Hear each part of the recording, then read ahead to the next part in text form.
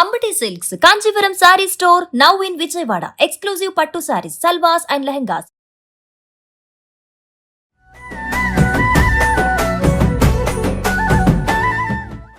నమస్కారం. సుమన్ టీవీకి స్వాగతం. భారతదేశంలో ఉన్నటువంటి పుణ్య నగరాల్లో, పుణ్యక్షేత్రాల్లో అత్యంత అద్భుతమైనటువంటి క్షేత్రం కాశీనగరం. వారణాసిలో ఉన్నటువంటి ఈ కాశీనగరాన్ని ఒక్కసారి దర్శిస్తే చాలు 7 జన్మల పాపాలు కూడా పటాపంచలు అయిపోతాయని భక్తుల విశ్వాసం. కాశీనగరంలో ఉన్నటువంటి కాశీ విశ్వనాథుడి దర్శనం కోసం ఎంతో మంది వేచి చూస్తూ ఉంటారు. కాశీ క్షేత్ర విశేషాలు కూడా తెలుసుకోవాలని చూస్తూ ఉంటారు. అలాగే ఈ కాశీ క్షేత్ర విశేషాలతో పాటుగా మనకు తెలియని ఎన్నో విశేషాలతో పాటుగా ఎన్నో ఉన్నటువంటి ధర్మ సందేహాలు కూడా కాశీకి సంబంధించి ఇవాళ మనకి నివృత్తి చేసేందుకు మనతో పాటు ఉన్నారు ప్రముఖ ఆధ్యాత్మికవేత్త, అలాగే ప్రముఖ జ్యోతిష్య శాస్త్ర పండితులు డాక్టర్ గుండెపూడి శివసుధీర శర్మ గారు. గురుగారు నమస్కారం. శ్రీమాత్రే నమః. శ్రీ గురుభ్యో నమః. గురుగారు, కాశీకి వెళితే మొదట కాలభైరవుని దర్శనం చేసుకోవాలి అని అంటారు. కాలభైరవ ఆలయానికి ఉన్నటువంటి ప్రాధాన్యత ఏంటి అక్కడ? మనకి కాలానికి అధిపతి కాలభైరవుడు. నిజంగా ఒక మాట చెప్పాలి అంటే కాశీలో ఉన్న కాలభైరవుడి గురించి చెప్పుకునేటప్పుడు ఇంకొక మాట ముందు, ఉజ్జయిని మహంకాళేశ్వర్, మీరు ఒక కాలానికి మూలం అనేటువంటి ఒక ప్రదేశం తీసుకుంటే మనం మహంకాళేశ్వర్ చెప్పుకుంటాం. అట్లాగే అక్కడ ఉండేటువంటి మహంకాళేశ్వర దేవాలయం ఉజ్జయిని ఎంత ప్రధానమో దాంట్లో కాలభైరవుడి దేవాలయం కూడా అంతే ప్రధానం. అలాగే అంటే దేనికోసం అంటే కాలభైరవుడి గాయత్రి తీసుకుంటే కాలరూపాయ విద్మహే కాలాతీతాయ ధీమహి తన్నో కాలభైరవ ప్రచోదయాత్. కాలం మొత్తానికి అధిపతి ఆయనే. కాలానికి అతీతంగా ఉండేటువంటి కష్టాలను నివారణ చేసేటువంటి వాడు కాలభైరవుడే. భైరవం అంటే ఏంటి? ఒక అరుపు. భై శబ్దం అంటే గట్టిగా అరిచేటువంటి వాళ్ళని మనం భైరవం అంటాం. రవము అంటే శబ్దము అని, భై అంటే ఒక రకమైనటువంటి ఒక సౌండ్. ఆ సౌండ్ చేసినటువంటి కారణం చేతన ఆయనకి భైరవుడు అని పేరు వచ్చింది. భైరవుడికి భయంకరమైన సౌండ్, శబ్దం.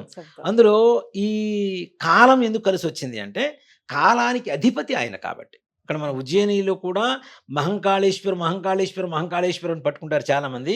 డెప్త్కి వెళ్తే అక్కడ కూడాను కాలభైరవుడే కాలానికి అధిపతిగా చెప్తూ ఉంటాం మనం.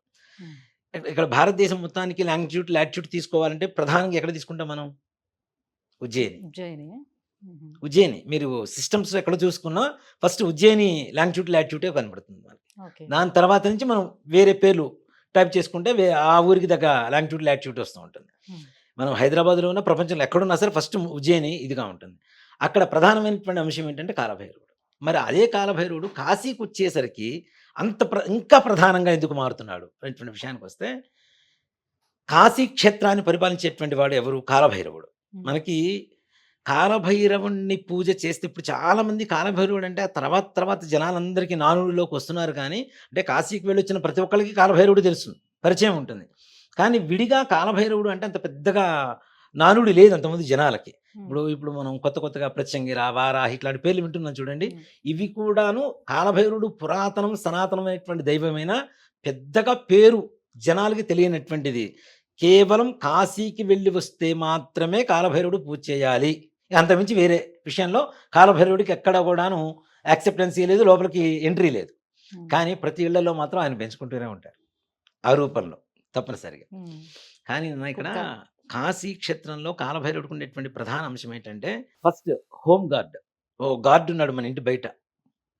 విశ్వనాథుణ్ణి దర్శనం చేసుకోవాలన్నా, విశాలాక్షిని దర్శనం చేసుకోవాలన్నా, అన్నపూర్ణని దర్శనం చేసుకోవాలన్నా, వారాహిమ్మవారిని దర్శనం చేసుకోవాలన్నా, ఇందాక మనం అనుకున్నట్టుగా 36 గణపతులు దర్శనం చేసుకోవాలన్నా మొట్టమొదటిగా గేట్ పాస్ ఎవరి దగ్గర తీసుకోవాలి అంటే కాలభైరవుడి దగ్గర తీసుకోవాలి. క్షేత్రపాలకుడు. ఆయన అనుమతి లేకుండా కాశీ విశ్వనాథుడు దర్శనం చేసుకోకూడదు అనేటువంటిది ఒక ఇది. మనకి కొన్ని క్షేత్రాలలో క్షేత్రపాలకుడు ఉంటారు. చాలా చోట్ల ఆంజనేయ స్వామి వారిని క్షేత్రపాలకుడిగా చూస్తూ ఉంటాం.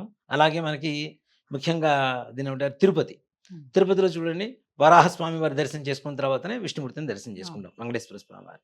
అలాగే విశ్వనాథుడిని దర్శనం చేసుకోవాలన్నా, కాశీలో మన నడక ముందుకు సాగాలన్నా, మన కాలం ముందుకు సాగాలన్నా, మన కాలం మనకు అనుకూలంగా ఉండాలన్నా, కాలానుగుణ్యంగా ఉండాలన్నా తప్పనిసరిగా కాలభైరవుడి అనుగ్రహం కావాలి, ఆయన దర్శనం చేసుకోవాలి. ఇక్కడ కాలభైరవుడికి పూజ చేస్తే ఎన్ని రకాల కష్టాలు ఉన్నాయో అన్ని రకాల కష్టాలు కూడా తీర్చేస్తాడు ఆయన. ఓ మాట చెప్పానంటే ఆయన చూడటానికి మనం ఎంతసేపటికి సునక రూపంలో చూస్తుంటారు, కానీ సునక రూపం కాదు, నిజంగా సునక రూపంలో చూసుకున్నా ఆ విశ్వాసానికి మించింది ప్రపంచంలో ఇంకెక్కడా లేదు కదా. కాలభైరవుడి అష్టకం చదివేటప్పుడు కూడా మనకి తెలియనటువంటి ఒక వైబ్రేషన్ మన మైండ్లో, మన శరీరంలో కూడా ఒక వైబ్రేషన్ వస్తుంది. ఇప్పుడు ఆంజనేయ స్వామి వారి దండకం వేరు. ఆంజనేయ స్వామి వారు అంటే ఓకే, ఆయన భూత ప్రేత పిశాచాలను పోగొడతాడు అనేటువంటి ఒక విషయం మనందరికీ మన మనసులో ఉంటుంది కాబట్టి ఆ చదువుతుండే వైబ్రేషన్ రావటం వేరు. కాలభైరవుడు ఎవరో కూడా తెలియనటువంటి పరిస్థితిలో అయినా సరే కాలభైరవ అష్టకం చదువుతున్నప్పుడు, వింటున్నప్పుడు మన శరీరంలో ప్రతి నాడి స్పందిస్తుందని చెప్పుకోవచ్చు. ఇక్కడ కాలభైరవుడికి చాలా ఇష్టమైనటువంటిది ఏంటి అంటే, మనకు ముఖ్యంగా మాంసాహారం అనుకుంటారు, మాంసాహారం కాదు.